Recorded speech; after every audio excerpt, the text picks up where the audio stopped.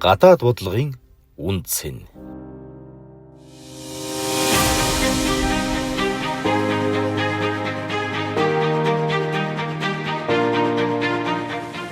Өдөр бүр хурдцтай хөвсөн өөрчлөгдөж буй дэлхийн ертөнцид улс орнуудын дипломат харилцаа, олон улсын бодлого, хамтын ажиллагаа, хөгжлийн шин замуудыг нээж, олон улсын харилцаанд тэдгээрийн үзүүлэх нөлөө улам өсгөллөө. Нээлттэй, мэдрэмжтэй гадаад бодлогын өрнөлөөгөөр Монгол улсын нэр хүнд олон улсын тавцанд өссөөр байна. Дотоод бодлогын тусгал бол гадаад бодлого байдаг. Тэгэхээр гадаад бодлогыг манай дипломатууд бол ингээ хийгээд олон улс оронтой, олон улсын байгууллагатай олон жилийн харилцаа үргэлжлээд яриа хэлцээд хүрэх гээд ямар нэгэн байдлаар тохиролцох гээд явж идэг. Тэгэхээр бүхий л салбарын үйл ажиллагааг бид нэр гадны улс орнуудтай ярилцж идэг ажил бол дипломатууд хийдэг. За энэ нь ингээд одоо эцсийн үр дүндээ хүрэхээрээ энэ томоохон айлчлалууд хэрэгжүүлж ээж баримтчгууд байгуулагддаг. За эцсийн тохироонд өндөр дэд түвшинд хүрдэг. Өөрөлдөл төрийн 2 орны төрийн тэргүүний түвшинд тийм ээ 2 улсын хурлын даргын түвшинд 2 орны ерөнхий сайд нарын түвшинд гэх мэт. За энэ нь өөрөө маш ач холбогдолтой. Цаашдаа тэр бидний олон жил олон сар магадгүй ярьсан ажил арга хэмжээнүүд цаашаа хэрэгжих энэ эргэцэн үндсэнд бүрдэж байгаа. Монгол улсын гадаад бодлого, дэлхийн улс орнуудтай өрнүүлэх хамтын ажиллагаа олон зуун жилийн турш хамгийн чухал салбарын нэг байсаар ирсэн.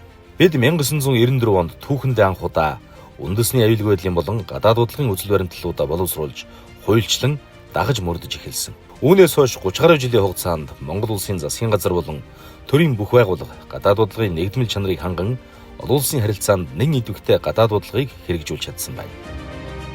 2024 он бол жишээлбэл манай улсын гадаад харилцааны түүхэнд байгаагүй хэмжээний олон төрийн тэргүүнээр Монгол улсыг зорьсон ийм сайхан оргил жил болсон. Гадаад харилцааны түүхэнд, Монгол улсын түүхэнд ч гэсэн одоо ийм нэг жилийн дотор 9 төрийн тэргүүн бол төрийн айлчлалын түвшинд ирж ирсэн бол ийм тохиолдол байгаагүй. Тэр утгаараа энэс юу ажиглагдж байна вэ гэхээр одоо 2021 оноос хойш ковидын араас бол манай улсын гадаад харилцаа эрс хэрэгсэн ийм онжлуудыг бид нар одоо өөрсдөө бичлцээд явж байна. –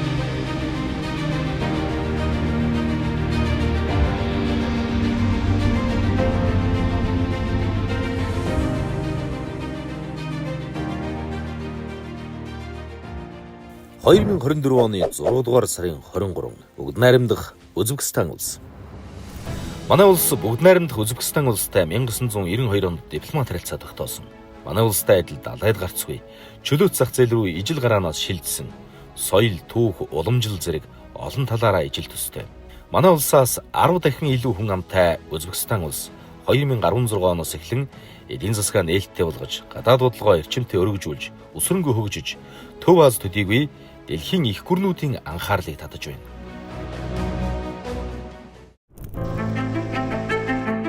Монгол улсын ерөнхийлөгч Ухнаагийн хүрэлцэх бүгд найрамдах Үзбекистан улсын ерөнхийлөгч Мирзиёевийн урилгаар бүгд найрамдах Үзбекистан улсад төрийн айлчлал хийлээ. Айлчлалын бүрэлдэхүүнд Монгол улсын шадар сайд Амар сайхан болон улсын их хурл засгийн газрын гишүүд холбогдох албан тушаалтнууд оролцлоо. Энэ айлчлал Монгол улс бүгд найрамдах Үзбекистан улстай 1992 онд дипломат харилцаа тогтоосноос хойш дээд түвшний анхны төрийн айлчлал болж түүхэнд тэмдэглэгдэн үлдсэн байна. Эрхэм хүндэт ерөнхийлөгч Шавхат Мирзиёев тантай хийсэн албан ёсны яриа хэлцээ халуун дотн ажил эрхч уур амьсгалд амжилттай болсонд баяртай байна.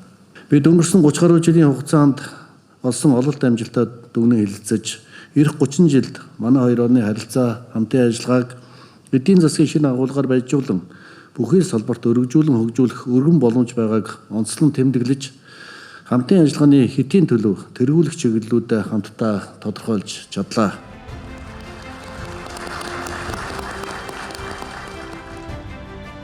Монгол улсын төрийн тэргүүний энэ удаагийн айлчлал бол анхны бөгөөд түүхэн айлчлал. Тэр утгаараа бол өндөр ач холбогдолтой. Хоёр улсын засгийн газрын хооронд ерөнхийлөгчийн айлчлалын үеэр одоо худалдаа эдийн засаг хөрөнгө оруулалтын 2024-өөс 26 оны үйл ажиллагааны хөтөлбөрөө бий баталлаа. Хоёрдугаарт бол агаарын болон газрын тээврийн үйл ажиллагааг илүү одоо эрчимжүүлэх, хоёр улсын хооронд худалдааны эргэлтийг нэмэгдүүлэх, зам тээврийн гарцыг гаргах юм чухал ач холбогдолтой уулзалт болов. Айлчлалын үеэр Монгол улсын шадар сайд Амар сайхан болон бүгд найрамдах Үзбекистан улсын шадар сайд Жамшид Абдухакимович Хожаев нар Монгол Үзбекистаны худалдаа эдийн засаг хөрөнгө оруулалтын хамтын ажиллагааг 2024-оос 2026 онд хөгжүүлэх хамтарсан хөтөлбөрт гарын үсэг зурлаа. Хамтарсан хөтөлбөрийг үзүүлснээр хоёр улсын худалдааны эргэлтийг 10-аас 20 дахин нэмэгдүүлэх, Монголоос Үзбекистаны зах зээлд болон тус улсаар дамжуулан Төв Азийн бүс нутгийн бусад улс оронд ноос ноолуур, арьс шир, махан бүтээгдэхүүний илүүлэх, Үзбекистанаас жимс жимсхэн хүнсний ногоо импортлох чиглэлд хамтран ажиллах боломж бүрдлээ. Юуны өмнө шадар сайд танд баярлалаа. Энд өрнж байгаа уулзалтыг дүгнж хэлэхэд манай хоёр орон уул уурхай, банк санхүү, хөдөө аж ахуй экспорт болон импорт хөнгөн үйлдвэр зэрэг салбарт хамтран ажиллах болно. Үүнийг замын зураглалтаа тусгана гэж ойлгож байна. Бид 9 муж улс дахь бог болон бодмалын хэрэгцээг судалсан. Тэгээд жилдээ Монгол улсаас 50 мянган толгой бог, 5 мянган толгой бодмал авах боломжтой гэж тооцоолж байна.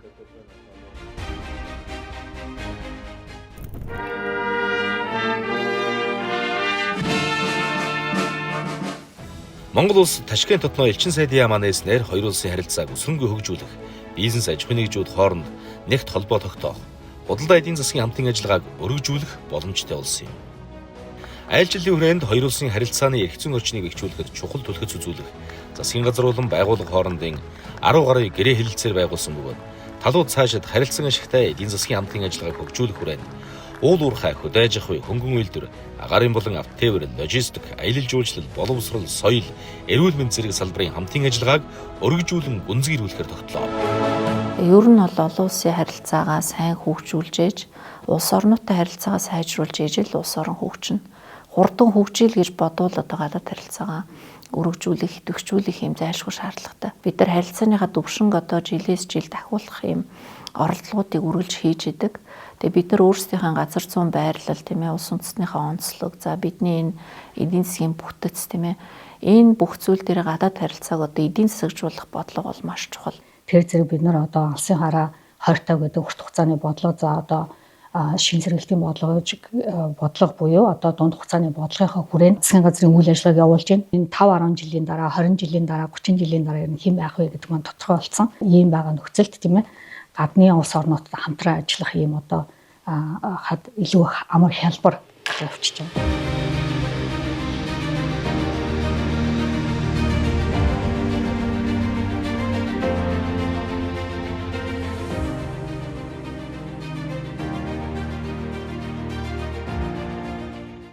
(2024 оны 10 дугаар сарын 14 бүгд найрамдах Филиппин улс.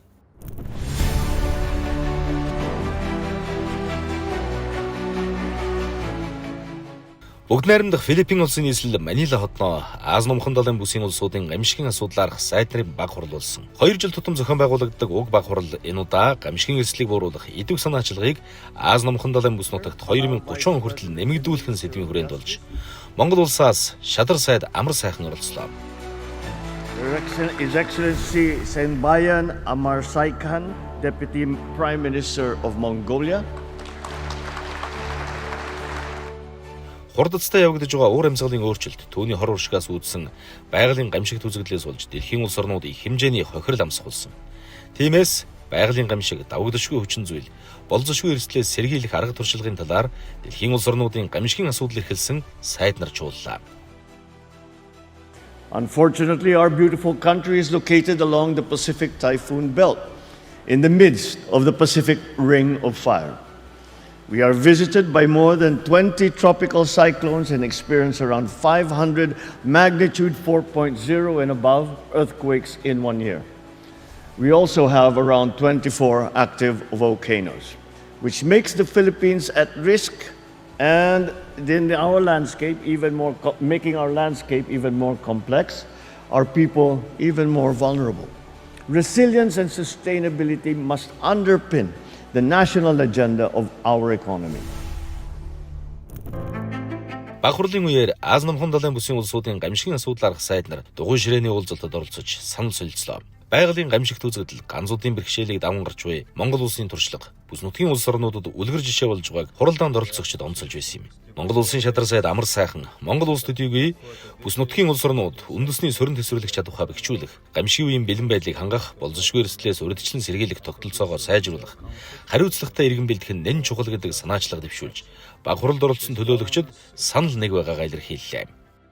Гамшигын эрсдэл тохиолдлоо гэхэд тэрэнд одоо урьдчилан сэргийлэх чиглэлээр авах арга хэмжээний санхүүжилт гэж чухал зүйл байдаг.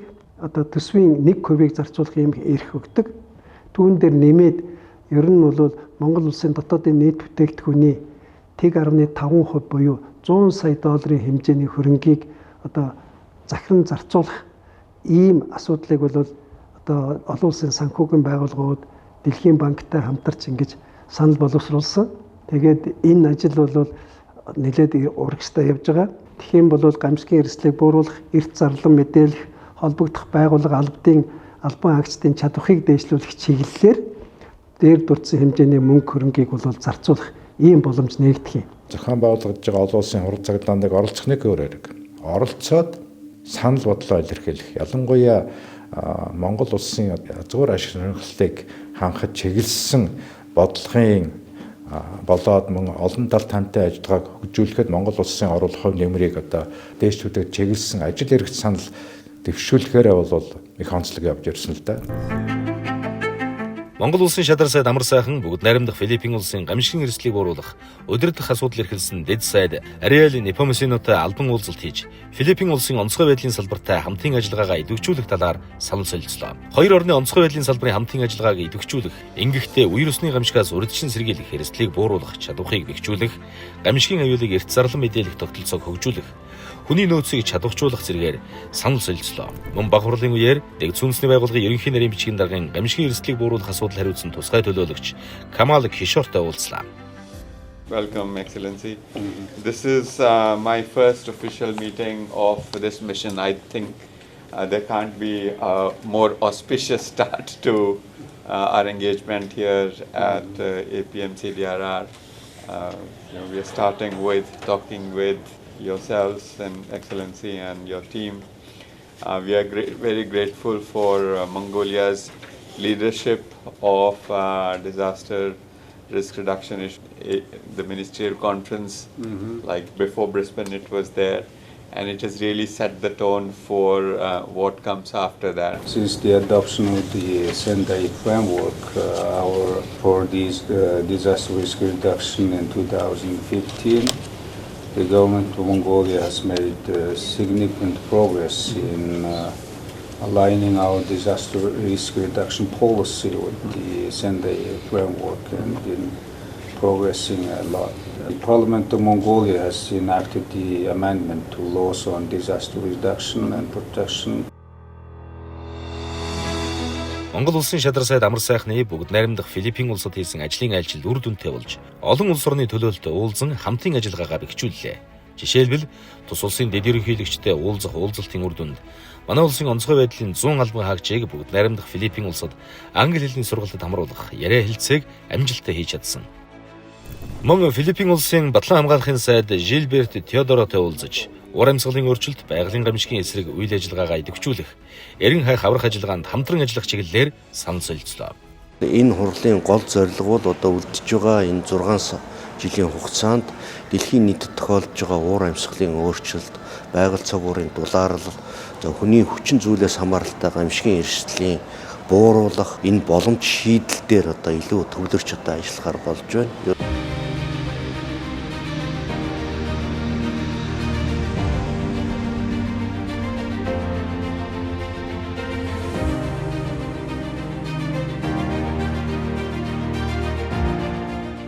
2024 оны 11-р сарын 4 бүгд найрамдах Хятад ард улс. Бүгд найрамдах Хятад улсын Шанхай хотын ардын засгийн газраас жил бүр зохион байгуулдаг Хятадын олон улсын импортын 7-р экспо амжилттай боллоо. Монгол улсын ерөнхий сайд оюун эрдэнэ Хятадын олон улсын импортын 7-р экспод хүнд зочноор өргөдөж нээж үг хэлсэн юм.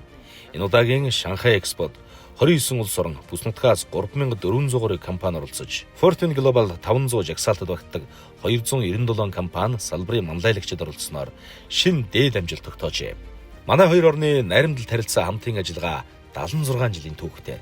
Хоёр орны худалдаа эргэлтийн хэмжээ жил бүр нэмэгдэж, томоохон мега төслүүд дээр хамтран ажиллаж байна. Цаашид хоёр улсын худалдаа эргэлтийг 20 тэрбум Америк доллар түрэхээр зорж байгааг талууд цохон тэмдэглэлээ. Аз Европын стратегийн уулзуур дээр оршдог манай Монгол улсын хувьд энэхүү экспорт идэвхтэй оролцох нь хөрш орон бүгд найрамдах хятад ард улс төдийгүй бусад улстай эдийн засгийн харилцаа холбоогоо гүнзгийрүүлэх өргөн боломжийг нээсээр ирсэн билээ. Монгол улс хөрөнгө оруулагчдыг дэмжсэн эрх зүйн орчин, хамтарсан засаглал бүхий улс төрийн бодлогын тогтвортой байдлыг бүрдүүлсэн бөгөөд уул уурхай, аж үйлдвэржилт, хөдөө аж ахуй, шинэ эрчим хүч, дэд бүтэц, тээвэр логистик, дэвшилтэт технологи, аялал жуулчлал, соёлын бүтээч үйлдвэрлэл зэрэг салбарыг эдийн засгийн тэргүүлэх салбараар зарласан байна. Шадар сайд амар сайхан бүгд найрамдах хятад улсын өвөр Монголын өр төсөөс хорны дэд тэргүүлэгч Ян Жинтай албан уулзалт хийж, замын үүд ирээний эдийн засгийн хамтын ажиллагааны чөлөө төсийг нээх талаар санал солилцсон юм. Замын үүд ирээний эдийн засгийн хамтын ажиллагааны бүсэд хөрөнгө оруулалт татаж, шаардлагатай дэмжлэг үзүүлж, бүх талын ойлголцлыг бий болгосноор олон улсын жишг бүс бүтээн байгуулах бололцоотой гэдгийг хоёр тал цохон тэмдэглэж байлаа. Замын үүд ирээний эдийн засаг хамтын ажиллагааны бүсийг энэ оны 6 дугаар сарда Багтаа нээхээр төлөвлөж, бүтээн байгуулалт өрнөж байна. Монгол Хятад хоёр улсын хооронд дипломат харилцаа тогтоосны 75 жил, иж бүрэн стратегийн түншлэл тогтоосны 10 жилийн ой хүрээнд хоёр улсын хамтын ажиллагаа бүх салбарт идэвхжиж байгаад баяртай байна. Замын үүд ирээний эдийн засгийн хамтын ажиллагааны бүсийг нээхэд шаардлагатай бүх талын дэмжлэгийг үзүүлж, хөрөнгө оруулалт татах чиглэлд хамтран ажиллах болно. Энэ чөлөө төс нэгдснээр Монгол улс, бүгд найрамдах хятад улс, Оросын улбаны улсын хооронд худалдаа эдийн засгийн коридор байгуулах, транзит тээвэр хөгжүүлэх, экспортыг нэмэгдүүлэх, мөн Евразийн орнуудтай хамтын ажиллагааг өргөжүүлэх, хил орчмын хамтын ажиллагааг шин түвшинд гаргах боломжтой болно. Замын үүдийн чөлөөт бус ашиглалтанд орсноор эх 5 жилд нийтдээ 20 мянган ажлын байр бий болох юм байна.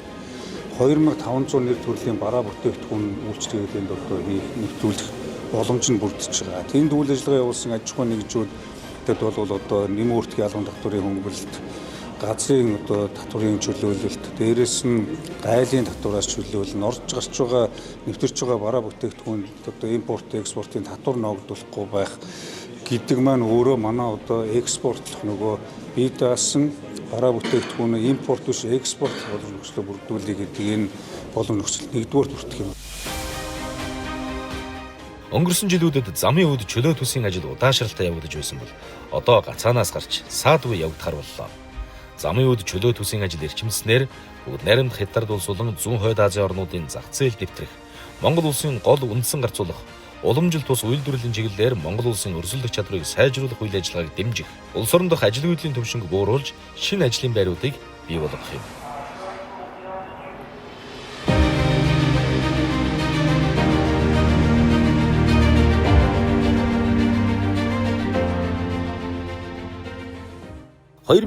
оны 12 дугаар сарын 24-нд Оросын холбооны улс. Оросын холбооны улсын Москва хотноо худалдаа эдийн засаг, шинжлэх ухаан, техникийн хамтын ажиллагааны Монгол улс Оросын холбооны улсын засгийн газар хоорондын комиссийн 26 дугаар хуралдаан боллоо. Жил бүр зохион байгуулах учиртай энэхүү комиссийн хурал энэ жилийн хувьд эгзэгтэй ээлрэгтэй нөхцөлийн дунд болж байгаагаараа онцлог байлаа. Дайнтай холбоотой олон улсын хориг эд хүчээ авч Монгол улсын тухайд Оросын холбооны улсаас авдаг бензин шатхуун зэрэг бүтээгдэхүүний төлбөр тооцоо гүйлгээтэй холбоотой хүндрэл бэрхшээл үүссэн, мөн Евразийн эдийн засгийн холбооны чөлөө худалдааны түр хэлэлцээр байгуулах үйл явц Монголын талаас эсэргүүцэлтэй тулгарч хойшлогдсон зэрэг нөхцөл байдлын дунд Монгол улсын шадар сайд амар сайхан тэргүүтэй төлөөлөгчд хой төршүүлэх Оросын холбооны улсыг зорьсон юм. Бид энэ удаагийн уулзалтаараа хоёр улсын ерөнхийлөгчдийн өгсөн үүрэг даалгаврын хүрээнд үр дүнгээ дүгнэж хэлэлцлээ. Манай хоёр орны хувьд эрчим хүч, тээвэр логистик, хөдөө аж ахуй, бараа эргэлтийн чиглэлээр хамтран ажиллаж олон төсөл хөтөлбөрийг хэрэгжүүлсэн. Цаашдаа бид хамтын ажиллагаагаа илүү өргөжүүлж хоёр талаас анхаарч ажиллах нь чухал байна. Одоо бид хоёр орны зангилаа болсон нислэгийн асуудлаа шийдвэрлэх хэрэгтэй. Шууд нислэгтэй болох, нисэх онгоцны тоог нэмэх, нислэгийн хүртээмж чанарт анхаарах гэх мэт олон асуудал байна. Энэ асуудлыг манай орны Росавиац болон Монгол улсын энэ чиглэлээр хариуцсан албан байгууллагуудад даалгасан. 26 дахь удаагийн Монгол Оросын засгийн газар хоорондын комиссийн хуралдаан маш ажил хэрэгч олон асуудлуудыг шийдвэрлсэн. Ялангуяа хоёр улсын ижүүрэн стратегийн түншлэлийн хүрээнд хийж хэрэгжүүлж байгаа тохирсон стратегийн хамтын ажиллагаагаа өргөжүүлэх шинэ алхам болсон, шинэ алхмыг нээсэн юм одоо комиссийн хуралдаан болж өндөрлж байна гэж үзэж байна.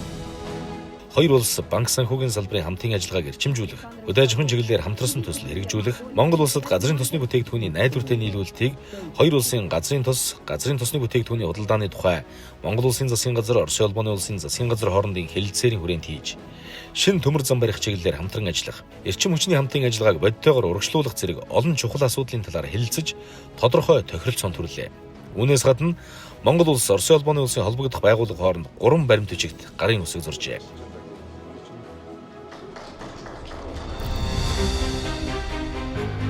Монгол улсын шадар сайд Амар сайхан, Оросын улбаны улсын Москва хотод хийсэн айлчлалынхаа хүрээнд Оросын улбаны улсын онцгой байдлын сайд Коренковтой албан уулзалт хийж, гамшигаас хамгаалах чиглэлд улам нэгт хамтран ажиллах хэрэгцээ шаардлага үүснэгийг онцлон тэмдэглээд, хоёр улсын хил орчмын гал түмэр уур амьсгалын өөрчлөлтөөс үүдсэн ган зуд цагуурын аюулт үзэгдлүүд, газар хөдлөлтийн болзошгүй аюул цаашлаад аж үйлдвэрийн салбар дахь хөдөлмөрийн аюулгүй байдал, гамшигын ослын үед хэрэглэх техник технологийн хангамж, нөөц, бэлэн байдлын чиглэлд хамтран ажиллахаар боллоо.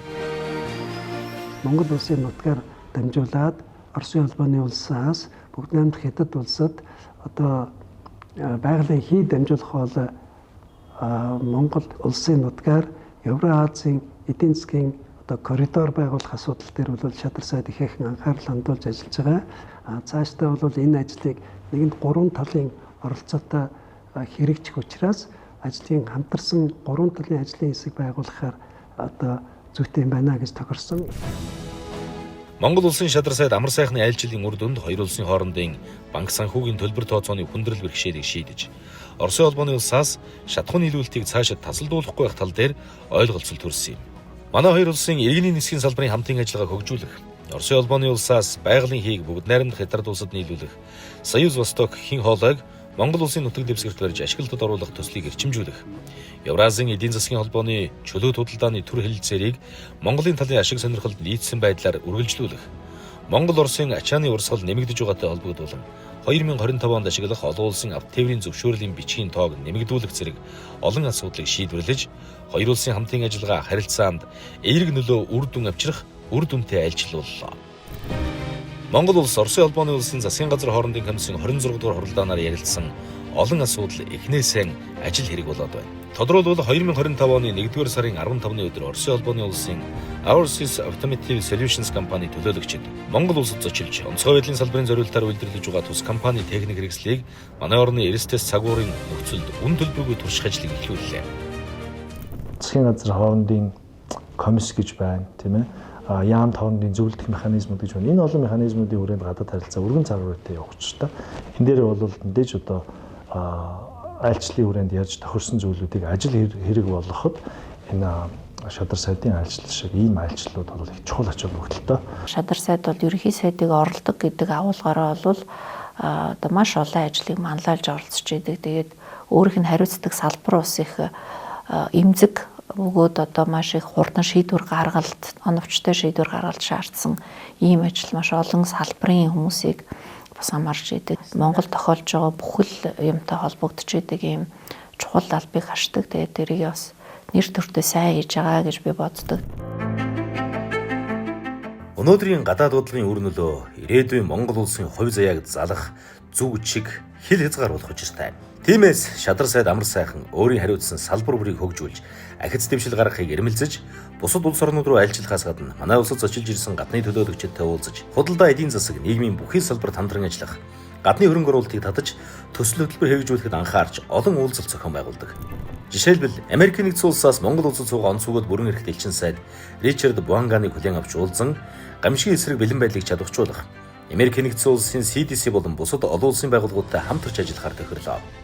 Мөн Америкийн нэгдсэн улсын олон улсын хөгжлийн агентлагийн Монгол дахь суурин төлөөлөгчийн газрын захирал Раян Вашбертэй уулзаж, мал эмтний өвчнийг эрт онцлох лабораториудыг чадварчуулахад хамтран ажиллахаар боллоо. Нэгдсэн үндэсний байгууллагын суурин төлөөлөгч Тапан Мишраг хүлээн авч уулзан, мал аж ахуйн салбарын доктортой өсөлтийг хангах жишг төслийг нэгдсэн үндэсний байгууллагатай хамтран хэрэгжүүлэхээр болсон. Түүнчлэн Дэлхийн банк, Азийн хөгжлийн банк, нэгдсэн үндэсний байгууллагын хүүхдийн сан, нэгдсэн үндэсний байгууллагын хүнс хөдөө аж ахуйн байгууллагын төлөөлөл, бүгд найрамдах Филиппин улсын гадаад хэргийн сайд Энрике Манолог, Их Британи Умард Ирландын нэгдсэн хамт улсаас Монгол улсад суугаа элчин сайд Fiona Blight, бүгд найрамдах Узбекистан улсаас манай улсад суугаа онцгойд бүрэн эрхт элчин сайд Farhad Arziyev, Оросын холбооны улсын байгалийн нөөц экологийн сайд Kozlov, бүгд найрамдах Хятад улсын өвөр Монголын урьд засах хорны Эрийн хотын улс төрийн зөвлөлийн дарга цог тэргүүтэй гадны зочдтой цаг туулан уулзаж бүхий салбарт хамтран ажиллах найрамдал харилцаагаа бэхжүүлэхэд анхааран ажиллаж байна. –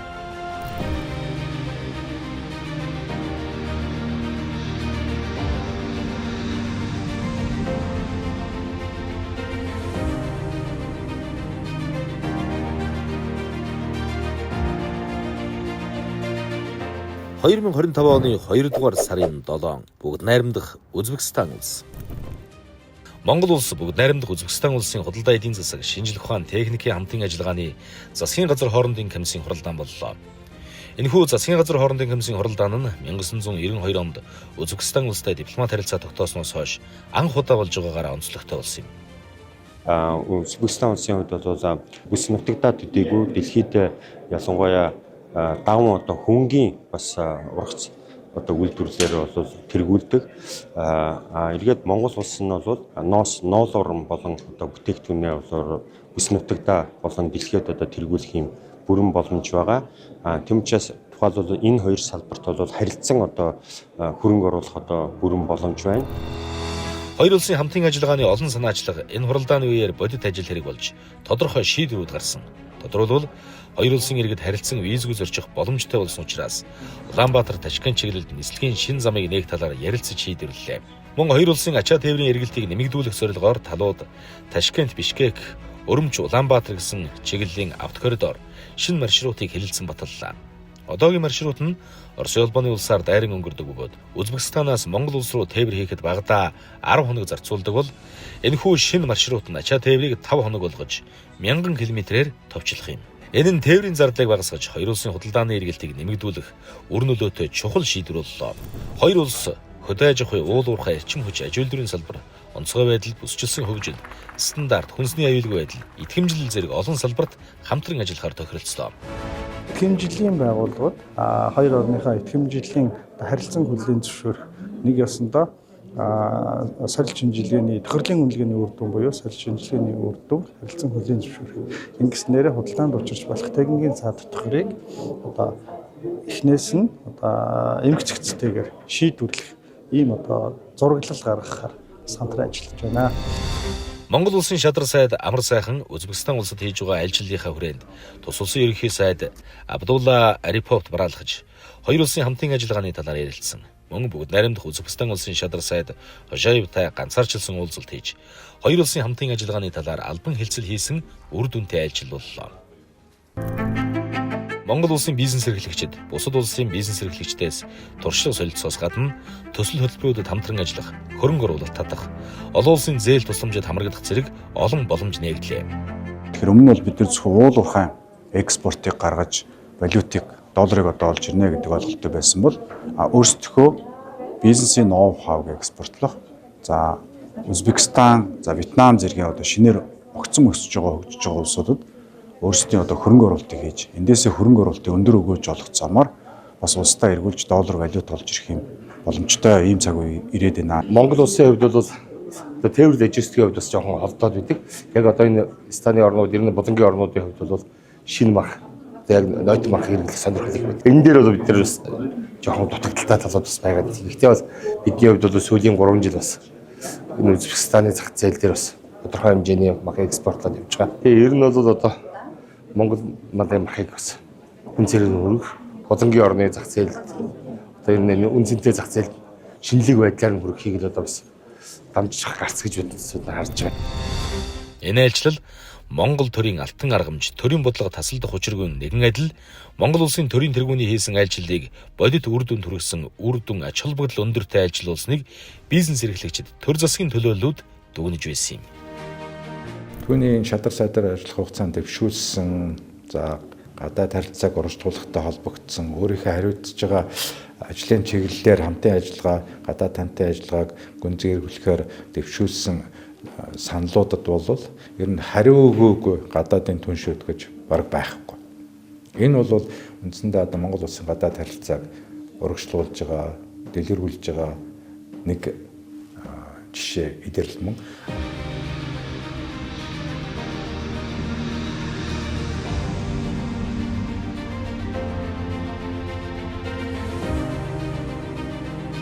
(2025) оны 2 дугаар сарын 26 Их Британи Умард Ирландын нэгдсэн хаант улс. Монгол улс нэгдсэн үндэсний байгууллагад 1961 онд элсэж олон улсын тавцанд өөрийгөө бүрэн хүлээн зөвшөөрүүлэх үйл явцын дараа барууны өндөр хөгжилтэй орнуудаас Их Британи анх удаа Монгол улстай дипломат харилцаа тогтоосон нь Монгол улсын нэр хүндийг олон улсад өсгөхөд чухал түлхэц болж байсан юм. Хоёр орн 1963 оноос хойш худалдаа эдийн засаг, боловсрол, нийгмийн бүхий салбарт хамтран ажиллаж байна. 2025 оны 2 дугаар сарын 26-ны өдөр Монгол Британы улс төрийн зөвлөлд дэх 15 дугаар уулзалт Их Британи Умард Ирландын нэгдсэн хаант улсын Лондон хотод боллоо. Уулзалтыг Монголын талаас Шадар сайд Амар сайхан, Их Британи Умард Ирландын нэгдсэн хаант улсын талаас Гадаад хэрэг хамтын нөхөрлөл хөгжлийн яамны энэтхэг номхон далайн асуудал эрхэлсэн сайд Кэтрин Вестнер тэргүүлэн оролцлоо. Has been valued partner of Mongolia for the over 60 years. And the new 60 year have just begun. We attach great importance to our strategic partnership with the UK. Mongolia and the UK have strong and growing trade and investment relationship. As of today, we have our turnover of trade has been increased to 53 million according to the statistics of 2024. As Mongolia works to diversify its economy, improve connectivity and attract foreign investment, we see great opportunities to strengthen our partnership with UK in mining, renewable energy, infrastructure and finance. It's clear to me that the UK-Mongolia relationship is reaching new heights. I have the impression that more progress has been made in Ulaanbaatar just since I was there with you in August. So in 6 months, you've already made much more progress and have a lot more ambition even than when I visited. So it's wonderful, and we're very committed to seeing our economic ties develop even more with the benefits for both ourselves being our growth is a key mission for us, and we note the importance of your government to the Partnership and Cooperation Agreement and the desire to make more progress. And the 5 to 6% growth, economic growth, is very impressive. We're not quite at 1 at the moment, so we're very impressed by your progress. Монгол Британы улс төрийн зөвлөлт уулзалтын хүрээнд талууд эдийн засаг, эрчим хүч, эрдэс соёлыг, Монгол Британы худалдаа эргэлтийг нэмэгдүүлэх, нийгэмд охид эмэгтэйчүүдийн нөлөөллийг нэмэгдүүлэх болон геополитик зэрэг олон талт асуудлаар өргөн хүрээнд ярилцлаа.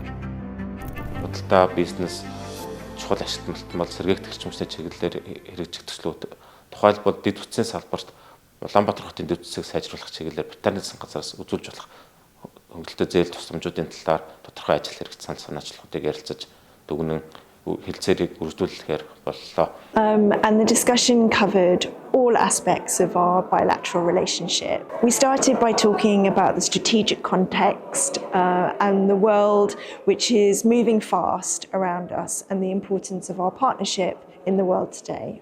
We also talked about issues that are important for both of our governments, including economic growth and growing prosperity and growing trade and investment between the UK and Mongolia. So we had some really good discussions around how we can partner on some of Mongolia's greatest infrastructure projects. And the UK has some deep expertise in this area, including on things like design and project management. So we had some very concrete discussions on how the UK can support the technical development of the Ulaanbaatar Metro. Их Британи Умард Ирландын нэгдсэн хаант улсад манай улсын 5,000 гаруй иргэн сурч ажиллаж амьдарч байна. Их Британи Умард Ирландын нэгдсэн хаант улс манай улстай олон талт хамтын ажиллагааг хэрэгжүүлдэг бөгөөд үүн дотроо боловсролын салбарт Британий засгийн газрын Чингэнгийн хөтөлбөр 1993 оноос Монгол зарлагдаж нийт 300 гаруй монгол оюутан энэ улсад суралцсан байна. Санамжчгийнхаа шинжилгээ ажлыг бас бид ярилцлаа. Онцолж хэлэх юм бол дэвтлэг хөтөлбөрт хамрагддаг оюутны тоогоо нэмэгдүүлэх ийм одоо яриа хэлцээлийг бас амжилттай хийлээ. Монгол улсын шадар сайд амар сайхан Их Британи, Умар Ирландын нэгдсэн хаант улсад ажиллах үедээ тус улсын хөрөнгө оруулагчид бизнесийн төлөөлөлтөд уулзаж Монгол улсын засгийн газраас хэрэгжүүлж байгаа бүсчилсэн хөгжлийн үзэл баримтлалын талаар танилцууллаа. Тэрээр хэлсэн үгэнд Монгол улсын хөгжлийн хамгийн оновчтой бөгөөд цор ганц зөв зам бол бүсчилсэн хөгжил. Тиймд засгийн газрын зүгээс энэ бодлогыг тогтвортой хэрэгжүүлэх болно гэдгийг мэдэгдсэн юм.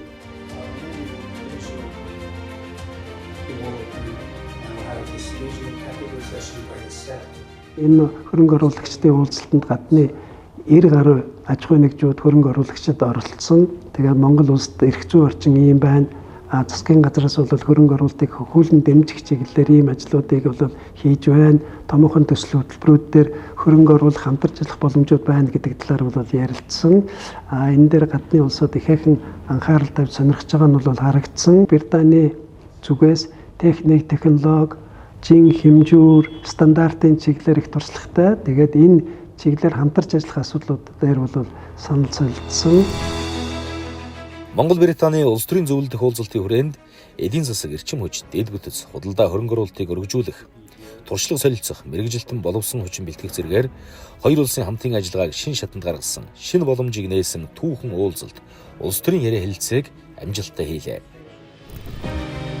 Монгол улс дотоодын нөөц баялгаан ашиглаж, эдийн засгийн эргэлтэд оруулахын зэрэгцээ гадаадын улс орнуудын томоохон зах зээлтэй холбогдож, харилцан ашигтай хамтран ажиллах чиглэлээр нээлттэй бодлого хэрэгжүүлж байна. Манай улс мөнхийн хоёр хөрштөөгөө төдийгүй 3 дахь хөршүүдтэй бусад улс орнуудтай харилцан мөр ашигтай хамтын ажиллагаагаа өргөжүүлэхэд онцгой анхаарал хандуулж ирсэн. Үүний үр дүнд дөрвтэй ахиц дэвшлүүд сүүлийн жилүүдэд Монгол улсын гадаад харилцааны салбарт гарч байгаа. Хурцтай өвсөн өөрчлөгдөж байгаа. Мөн одоо бүс нутаг төдийгүй олон улс дэлхийн нийтэд инх тайван аюулгүй байдал, хурцтмал, тогтворгүй ээдрэг бас эмзэг болж байгаа энэ цаг үед бид бүх улс орнуудтай гадаад харилцаагаа тэнцвэртэй хөгжүүлэх, цаашлах юм бол бүс нутгийн тогтвортой байдалд оруулах, хөв нэмрээж гисэн улам нэмэгдүүлэх зайлшгүй шаардлага бий гэж үзэж байна. Олон улс бүс нутгийн хамтын ажиллагааг өргөжүүлэн хөгжүүлэх хүрээнд Монгол улсын шадар сайд амар сайхан төр засгийг төлөөлж, өндөр дээд түвшний уулзалтууд болон засгийн газар хоорондын комиссийн хуралдаануудыг тэргүүлж, Монгол төрийн залгам чалааг үргэлжлүүлэн гадаад бодлогын үн цэнийг өсгөн бэхжүүлж, өндөрт өргөн явна. Өнгөрсөнд эхэлж, өнөөдөр ийхүү өргөжин хүрээген тэлж буй тусгаар Монгол улсын гадаад бодлого улам бүр батчих болтугай.